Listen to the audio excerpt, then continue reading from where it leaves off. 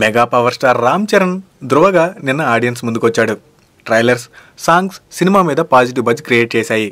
ధృవ demonetisation ఎఫెక్ట్ని తట్టుకోగలదో లేదో అనుకుంటూ ఉండగా యూఎస్తో పాటు 2 తెలుగు రాష్ట్రాల్లో మంచి కలెక్షన్స్ రాబట్టాడు. కాకపోతే ఆ లెక్క బ్రూస్లీ కంటే తక్కువ కావడం ఫ్యాన్స్కి నచ్చలేదు. నైజాం, వైజాగ్ ఏరియాల్లో డిమానిటైజేషన్ ప్రభావం పెద్దగా లేకపోయినప్పటికీ ఈస్ట్ అండ్ వెస్ట్తో పాటు ఆన్లైన్ టికెట్స్ హవా పెద్దగా లేని చోట మాత్రం స్పష్టంగా కనపడింది. బ్రూస్లీ ఫస్ట్ డే ఈస్ట్లో 1,32,00,000, వెస్ట్లో 1,33,00,000 కలెక్ట్ చేసింది.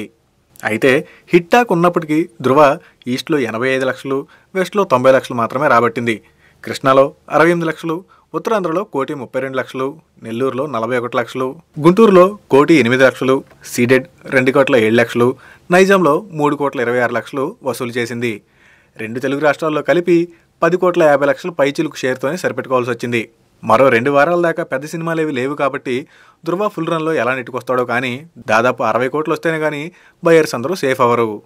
మరిన్ని ఫ్రెష్ ఫిల్మ్ అప్డేట్స్ కోసం మా TFC మీడియా ఛానల్ ని సబ్స్క్రైబ్ చేసుకోండి.